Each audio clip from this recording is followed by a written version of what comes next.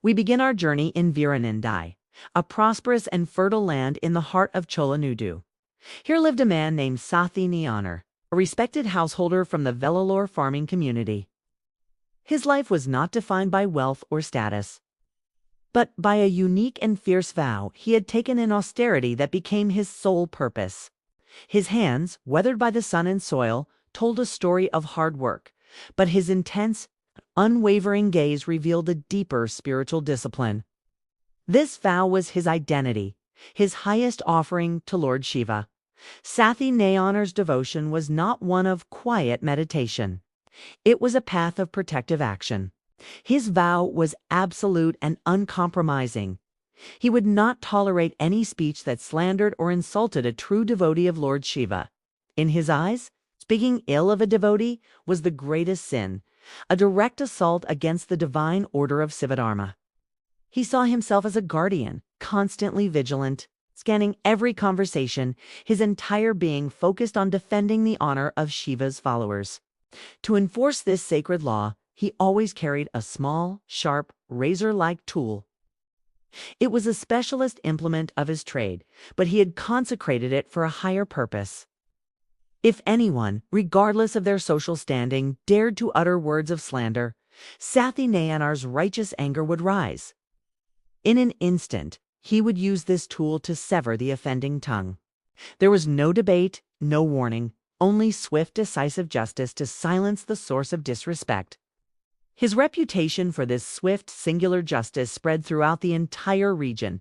People knew that his vow was unbreakable. He established a new kind of law, the law of the devotee, which he placed above all social and civil rules. His service was pure and fierce, a form of protection untainted by any personal desire for fame or power. Through his actions, he created a space where the sanctity of Shiva's devotees was held in the highest regard, enforced by the silent threat of his consecrated blade. But one day, in a heated argument caught in a powerful illusion, Satthi Nayanar himself spoke words of slander against a fellow devotee of Shiva. The terrible words escaped his lips before his habitual control could stop them. The moment he realized what he had done, the human anger on his face vanished, replaced by profound spiritual sorrow. He had broken his own sacred law. In that instant, he condemned his own tongue. His adherence to Dharma was absolute. The law he had established for others must now be applied to himself. There was no hesitation, no pause for regret. He sentenced his own offending tongue to the same fate as all the others. His ultimate atonement would be to sever it from his own mouth. He drew his sharp tool and, with a terrifying resolve, plunged it toward his own mouth, ready to execute the law upon himself. Just as he was about to perform the act, Lord Shiva intervened. A brilliant divine light descended, freezing his hand in midair.